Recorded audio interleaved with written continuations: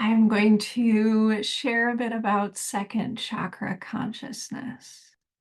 For an overview of first chakra consciousness, I have a video called Kundalini and First Chakra or First Chakra Consciousness. The beginning half of it talks about first chakra consciousness. But to offer a brief recap, I will say that each of our chakras can be thought of different perspectives, different ways that we see reality. They can also be thought of as different stages of our spiritual development. And so, for example, well, the first chakra, we are spiritually infants in that stage of development. In the second chakra, we are in a toddler stage of development. And so, what does this mean? It means that consciousness has moved forward, that light of consciousness has grown within us to the point that we can recognize that other people are separate from us. We are no longer in that sort of enmeshed, totally absorbed stage of infantile consciousness. However, this does have its limits. For example, a toddler will be discovering at earlier ages, the delight in their toes and their hands and walking and taking their first steps towards independence. But they are still incredibly dependent on their parents and rely on their presence continually, or rely on a safe guardian, safekeeper, safe mother, father figure continually. And so emotionally, somebody who is stuck in the second chakra will be able to do some things independently, but they require a lot of support from others. Um, they don't have the best emotional regulation skills. There will be overwhelm and temper tantrums and all that sort of stuff. And the light of consciousness has extended to the point where they can regard people who are close to them as separate people, people who are worthy of care, attention, and reciprocity of energy. And so a good example for this, and I mentioned it in my first video, is that people often typically awaken to this center of consciousness at the birth of a child. All of a sudden, they move from that state of self-absorption, considering their own needs, to recognizing that here's this child that is them, but is also separate from them at the same time. And so somebody in this state of consciousness will recognize family, friends, and others who are close to them as individuals worthy of care, love, and support.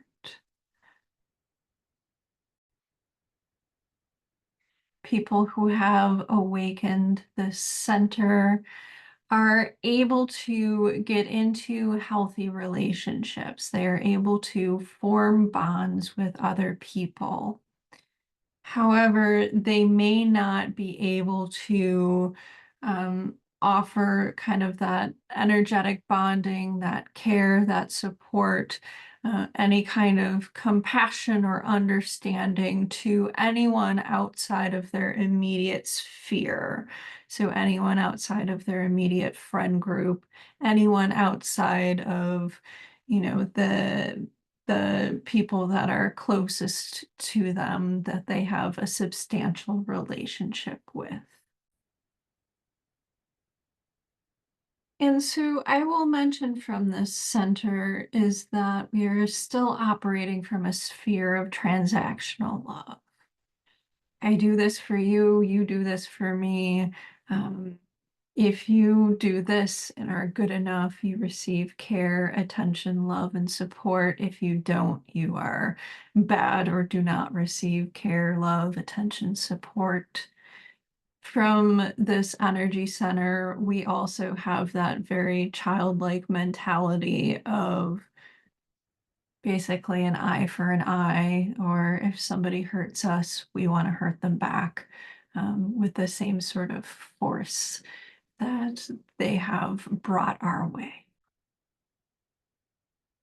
It requires having some substantial energy in the heart chakra to have unconditional love.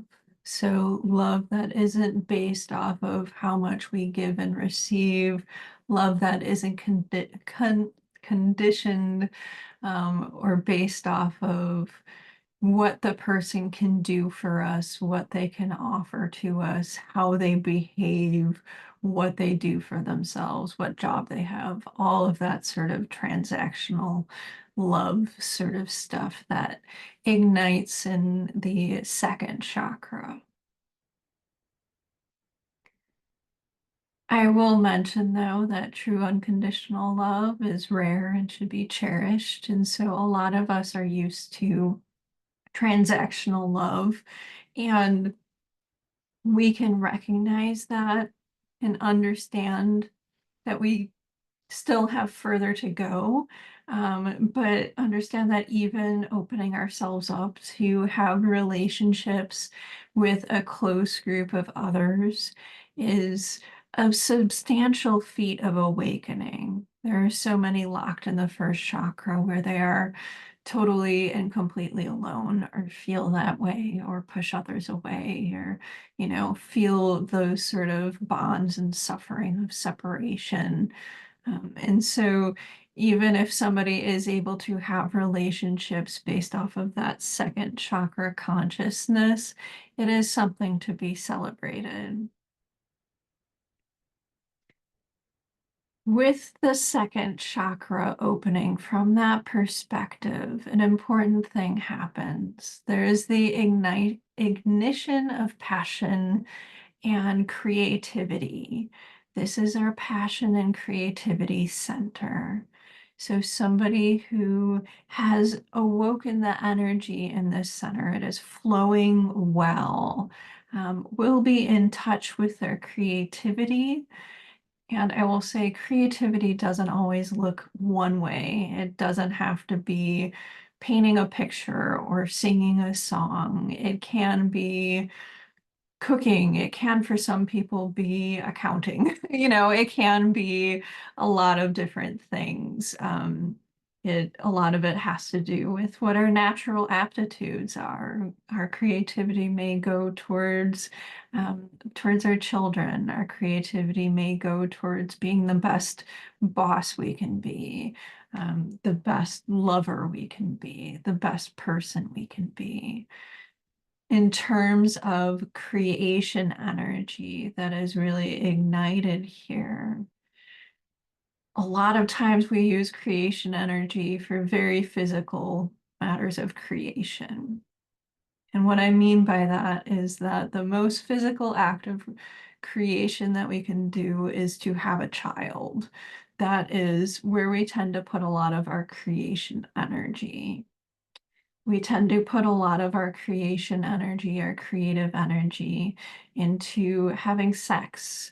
And I will say that this center, being truly online, truly awakened, offers passion in our lives.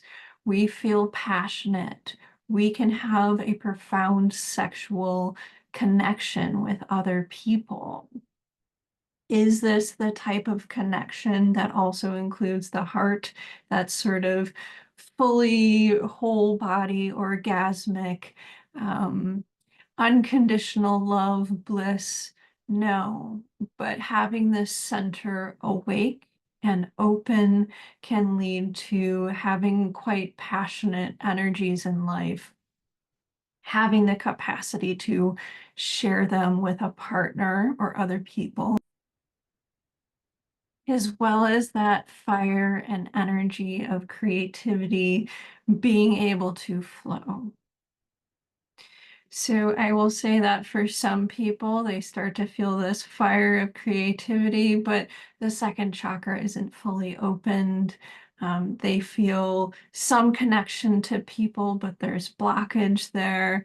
And all of that would be a sign that their second chakra is somewhat open, that their perspective, their consciousness is somewhat there, but that there might be quite a bit in the first chakra, and that the first and second chakra need work to get things to flow.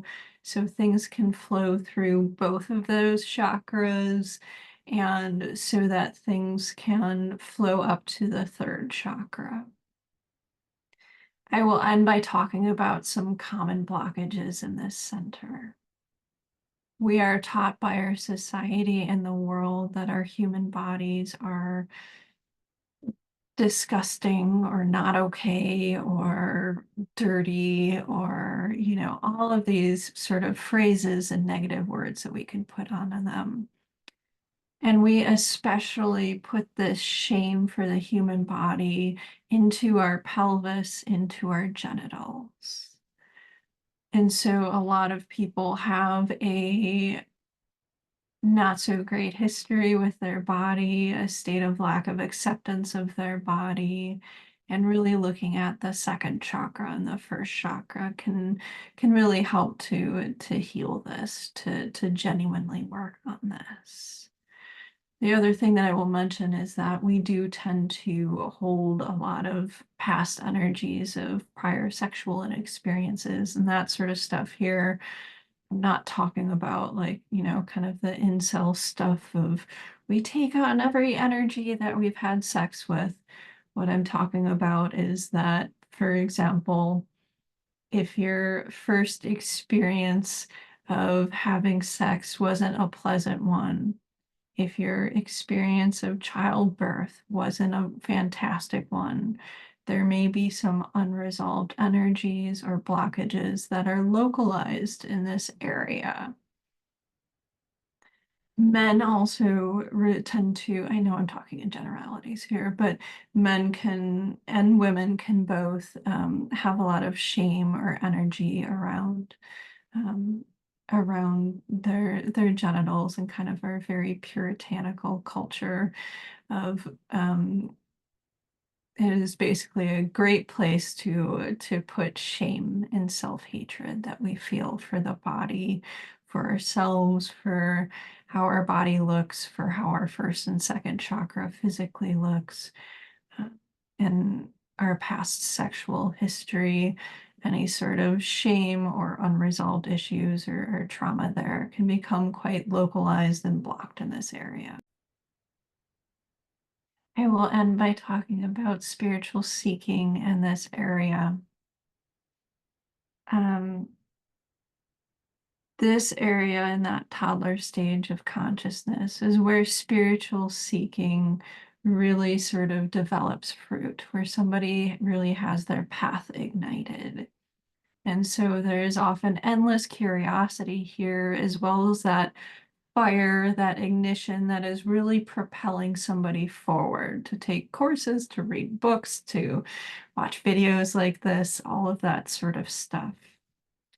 But because somebody is still in that second chakra perspective, what that spiritual search looks like is looking for a guru, for a teacher that basically is like a mother or father figure. Since they are still in a toddler stage, they are not a spiritual adult yet. They are looking for somebody to tell them their reality, to act as a quasi mother or father figure, to tell them who to be, what to think, what to believe, what to even, eat and do with themselves. And I will say that this is common for people starting on their spiritual path, but for people who have had authority or parent issues, it can persist far longer than it needs to. Ideally, a teacher would help those who are ready to move through the spiritual stages of development to become a spiritual adult, to do things like develop critical thinking, to know what resonates with them, to see their own light inside of themselves.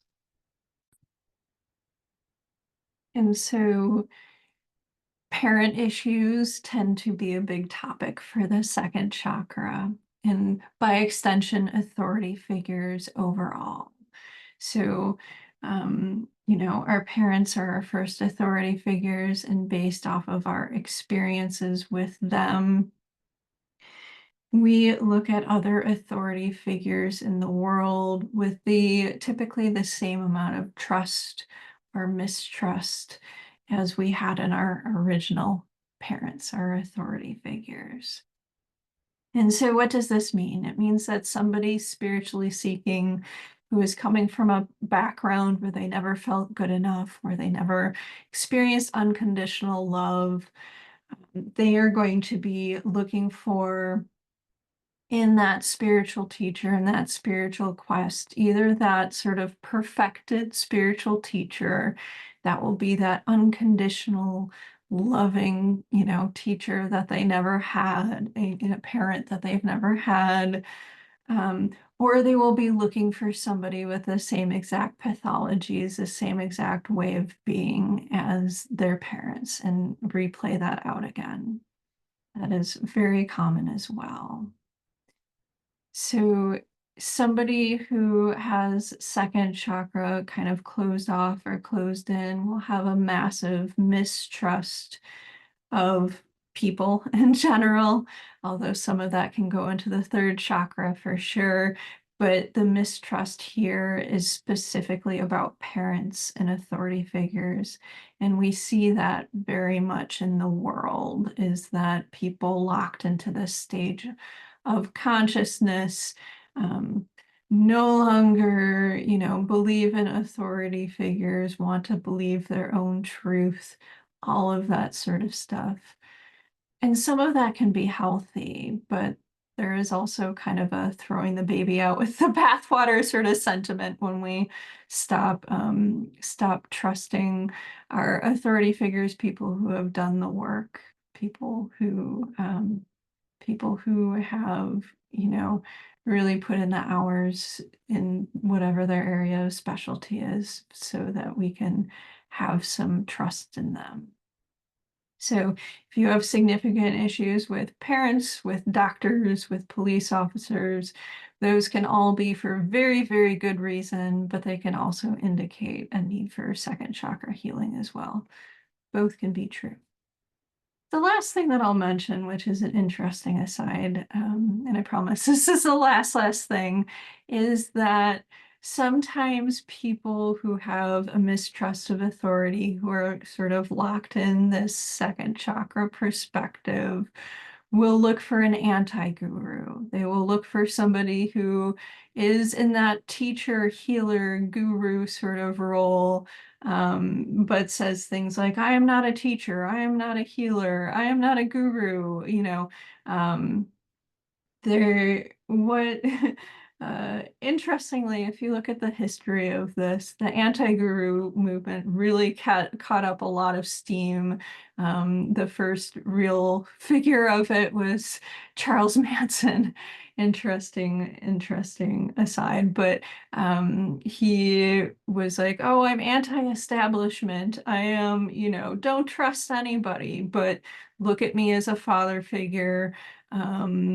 He attracted people who had parent issues with their parents, people who were looking to be revolutionaries, but yet still were, reenacting the crucifixion with him as the Messiah character.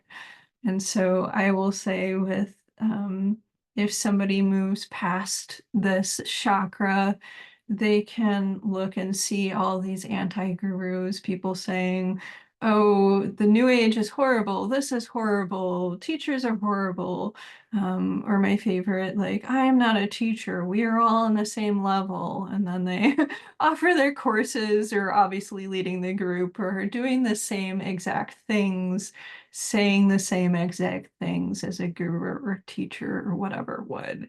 And so I will close by saying the anti-guru is just the guru in different clothes. If somebody says a couple times, I'm not a healer, you heal yourself. That is wonderful. If it is their mantra that they're not a prophet, and like that sort of false humility, um, where they, are talking about how they're nothing special, and, like they're not enlightened or whatever their thought is.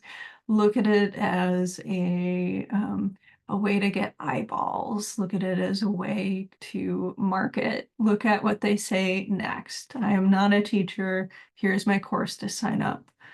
The new age is horrible. Let me now say these new age things. Um, I am not a prophet. Everybody is at the same level. Here, let me lead this group and take control over it. Such anti-gurus have a pretty significant shadow side typically that they need to look at and heal and recognize, and all that sort of stuff. So, if you do notice yourself in that second stage of consciousness, that second chakra, be aware that there is a lot of light and wonder there, but a lot of these things really and truly can be healed, can be resolved, can be worked on so that your perspective can shift more to the third chakra.